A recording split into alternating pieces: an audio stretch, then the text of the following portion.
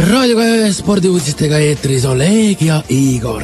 Speedo esitles uut imetrikood ja USA ujuvad eesotsas 14-kordse olümpiavõitja Michael Phelpsi ja maailmarekordimehe Ryan Lochtiga esitlesid ujumisriiete tootja Speedo uusi trikoosid, mida ameeriklased kannavad järgmise aasta Londoni olümpial.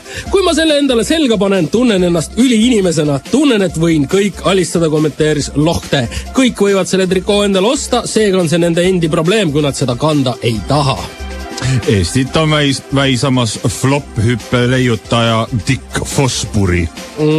Tennisest ka 11 game'i on USA's ITF-i noorteturnil veerandfinaali jõud Eesti tennisist Anett Kontaveit kaotanud 3 mänguga. Ja korvpallist. Sokkude mängimine kahtlane.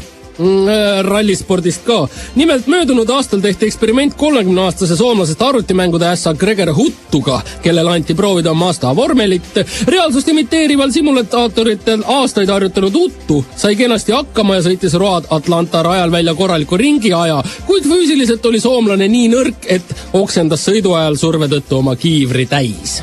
Ning natukene ujumisest. Trepp näitas USA-s kroolispindis head vormi. Pildi peal on näha ainult õlg. Ja jalgpallist ka lõpetuseks. Eesti jalgpallur Henrik Ojamaa on testimisel Poola kõrgliiga tabeliliidu Wroclawi Slaski juures.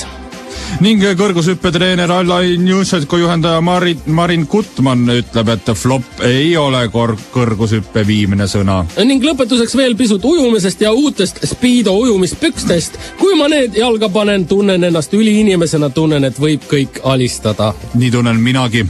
Nii palju täna spordist, toredaid Speedo ujumistrikoosid teile.